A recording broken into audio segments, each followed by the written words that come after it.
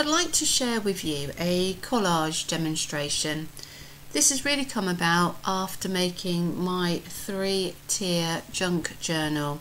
I used a collage front, and when it comes to me doing my collages, I tend to use an awful lot of bits and pieces left over from previous projects.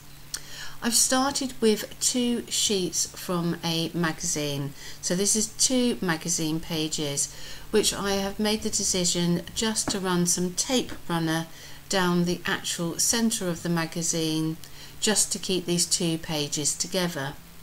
I also feel that by having images on the actual pages, it gives you something immediately to focus on. You're not dealing with just a plain piece of paper. Now, as we go through, I've got a selection of bits and bobs to my right hand side. I'm also going to use just a cheap glue stick, because the whole point of doing this is that eventually what I'm going to do is to go over the top with a sewing machine. So with my glue stick, I really am just putting sufficient glue on to just get it slightly tacky and onto this sheet of paper. So these are partly my scraps at some point or other, so I'm just gonna I wanted to do this very quickly. This is done in real time. I didn't think about the process. I've just got a whole selection of items. If it needed a bit of fussy cutting, I've got a couple of birds, I did fussy cut them out. I've got some digital prints that I've used.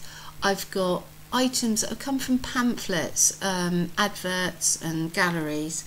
And so we've got some big items, we've got some small, we've got vintage tickets, we've got some postage stamps. I'm also a great lover of things like playing cards and any packs of cards at some point or other.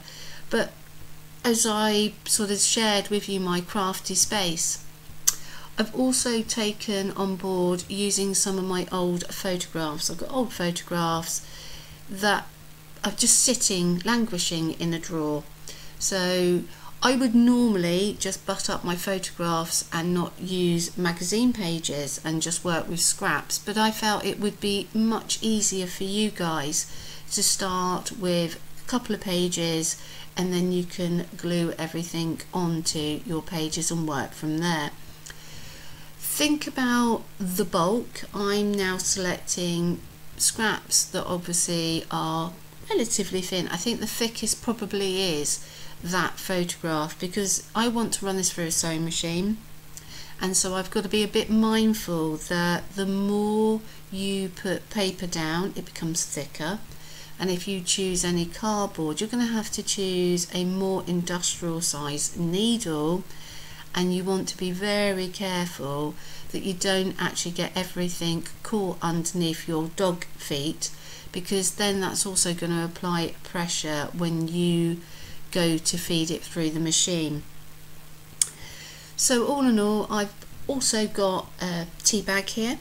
I've steered clear of putting any fabric on this one, but I am using different forms of paper, and tea bag will take quite nicely there. It will go through the machine. And as you can see, I'm just using, a lot of them are from magazines or from books, or as I've probably explained, from digital kits. I'm not very, or at one point I wasn't very good at getting my sizes correct, and so I would chop little pieces off. So here I am, sort of like, yet again, having a look, sort of demonstrating that you can leave some of the images behind. Here's a vintage bus ticket coming into play. So I will not cover completely these pages. I will leave some of the fabric that you can see on the left hand side will be exposed. We will be doing some stamping over the top. It's just a whole format. I just went for this as quick as I possibly could. I didn't know, I didn't lay this out beforehand. I just got all these bits and bobs just to my right hand side that I'm just pulling In a minute, unfortunately, I probably will put more of my arms in here. We've got a piece of, these used to be able to collect these little cards with, when you got PG Tips tea bags, to the best of my memory, and you could just send off for little cards. We've got a little tarot card going in here at present moment, and that's going to go up in the top left hand. It really is, I mean, it doesn't necessarily look much at present moment, but it is a matter of just keep working through. So I've pretty much got scraps. They're not perfectly, they're not cut perfectly straight. It all is a matter of, I am exceedingly random. I would like to think that there's a Tim Holtz collage piece coming into play. I'm going to put that girl upside down. I think it adds a bit more interest if everything isn't necessarily going all the same way.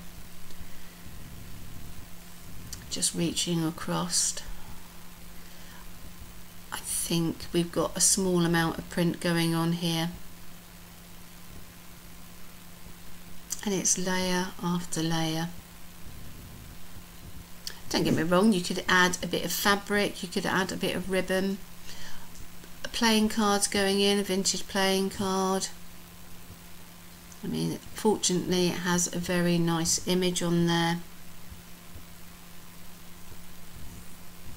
And I could still be in a position with the quantity of stuff that I had left over on the side, I could still very easily make a fair few more of these. So slowly that photograph I'm getting covered up, and we're slowly beginning to lose it, but it just gives a bit of background. Now somebody did ask about, will I coat this in any way to give it a little bit of a protective layer? Well, I may be inclined to use acrylic wax, and Art Van Gogh in the UK produce a product called acrylic wax. You may find that Golden products or Liquitex may actually have something along those lines. I'm not so keen personally on using Mod Podge because it can leave the items a bit tacky. You can put talcum powder over them to stop them from being a bit tacky and sticky, but looking back on some of the items now that I've got a couple of years later, the pages have stuck together, and so I am slightly disappointed. So the acrylic wax just gives it a waterproof coating, makes it more tactile, so you can touch it more often.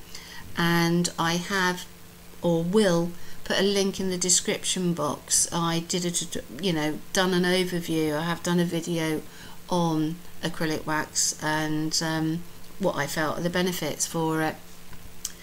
So here I am, I really am. This was a another playing card, but what I've done is obviously just cut out the main image.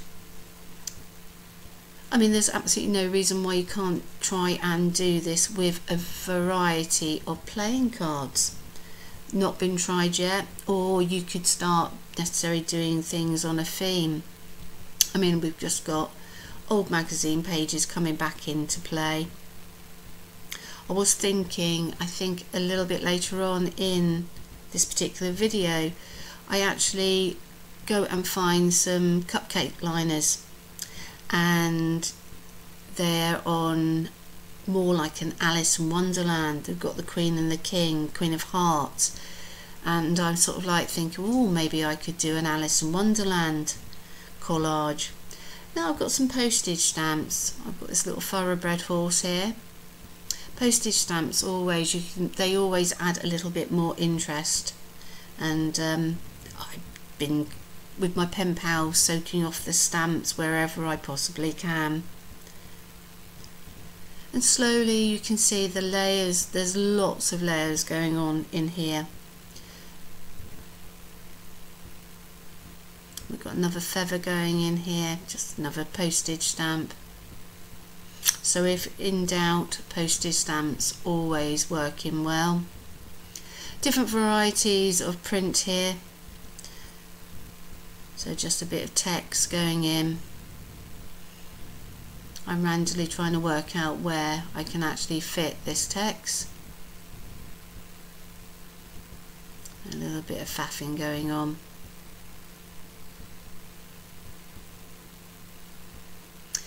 If you want focal points, you can consider eyes. Lots of people like to use clock faces, watches. All of these things draw your eye in.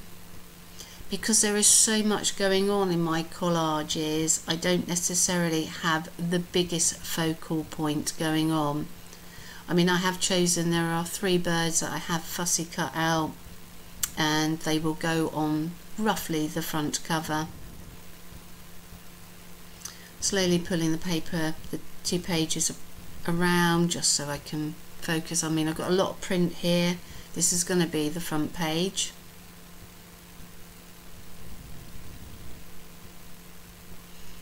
And that's just an old part of a notelet.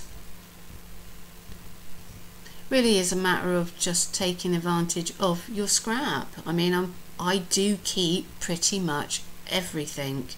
I've got stuff here that reminds me of going back into 2015 when I first found a YouTube video on junk journals. I had absolutely no idea that they actually physically existed. Here we bring in, this will be my second bird. It's just going to sit on the top there. Reflecting on where am I going. I really am just snatching at things. Couldn't resist. Gonna put the Union Jack in here. That's just a tag. I've got a few of these.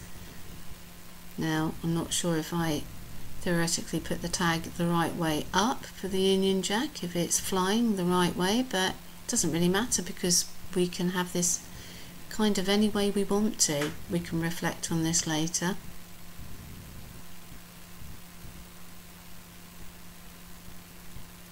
And it is just a matter of just me keep putting, sticking, gluing. As I said, this all told from beginning to end, apart from the fact of doing a small amount of fussy cutting, getting 2 pages out of a magazine, this process takes 22 minutes from beginning to end. So very little thought put into it, really trying to keep it as random as I possibly could. So we've got clock faces, they're always helpful, never go wrong with a few. And here is that cupcake and or muffin, muffin liner, and I mean I've already cut out, that's the base. And that's when I was sort of thinking, oh, I could do maybe something like an Alice in Wonderland. I'm sure I've got bibs and bobs, and this is a die cut here. Okay, we've now got 2 round circles, sort of like one top and one sort of like closer to the bottom. Sort of thought about it afterwards and went, not 100% sure that that was one of my best things. Piece of packaging here. So that's always helpful to keep pieces of packaging, never put anything to waste. Just readjusting my paper. Wedding couple here. So just now beginning to think about the back.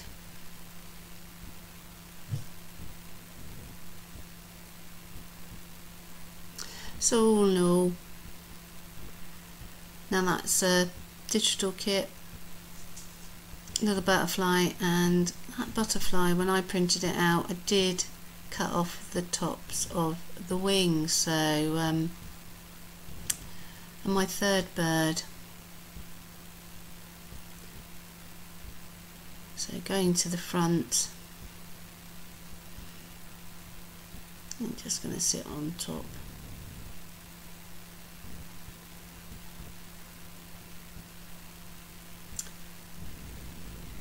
Another piece from a book page.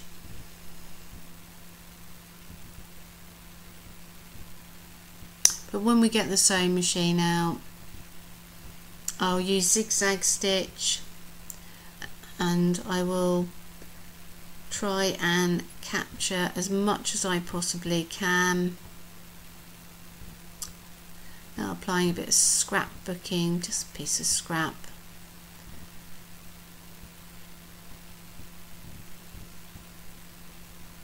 Just a little ticket. The raffle tickets that you see, I actually picked them up from the side of the road. I will pick up, so that was like a found object.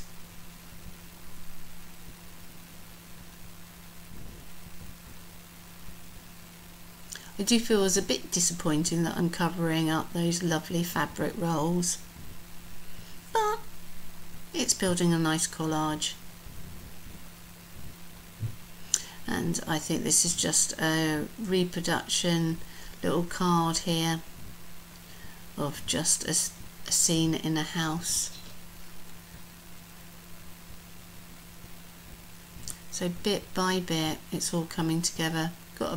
This is a card explaining about bridge. And I think what I'll do is, on this one I've left it in the far left hand corner, and I may actually put who this journal's made by. Put some details down there because I don't actually stamp over it, I leave that as is.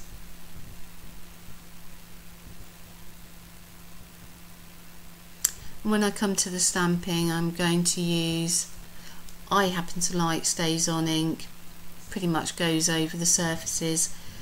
Just got to remember, because we're building up lots and lots of layers, when it comes down to the stamping, not all of the stamp is going to be printed out because we've got a variety of layers. Had it all been the same level, then your stamp's going to work out wonderfully well. But because we've got a variety of layering going on, it's going to be darker in certain places and foul up. It's going to miss others. I've just got some little maps here that I printed out, and this has come from Pinterest.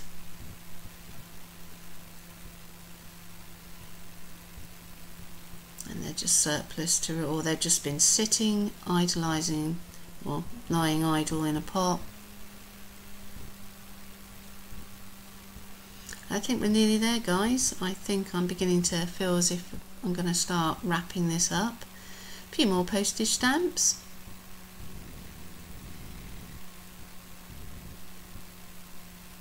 I've just got to make a decision now. Haven't actually sewn this collage yet. What colour thread? I'll probably go for a neutral, or probably want it to be seen actually. I'm favouring at present moment a chocolatey brown,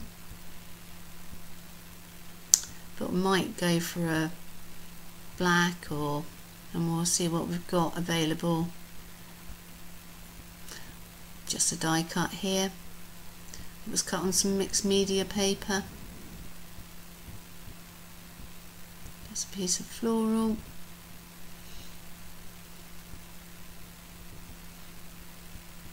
Right, so here comes the Stays On ink, my acrylic block. Already got a stamp on here.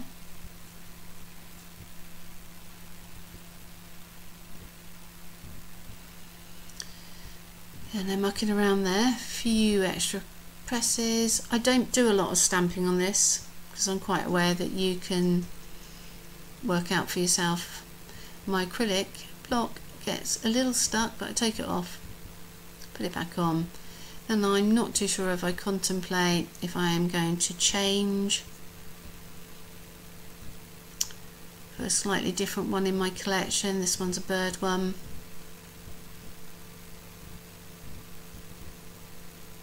And this is a good, when I go and print this particular bird down, because of the layering, it doesn't completely come out in the far right hand corner, but sufficient for me. It's all about adding an effect.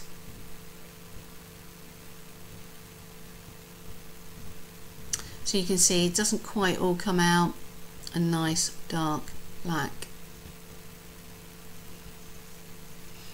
And I think I'm going to aim for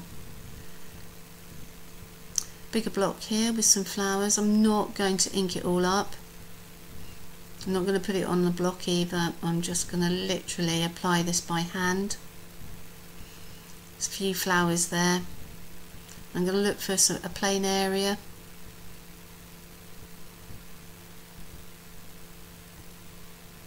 Give it a good press. And I don't mind if it doesn't all come out.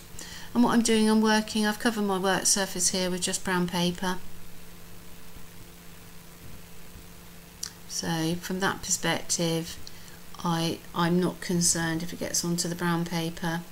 I can yet again use that in my artwork or another collage, or I may use it as gift wrap at a later date.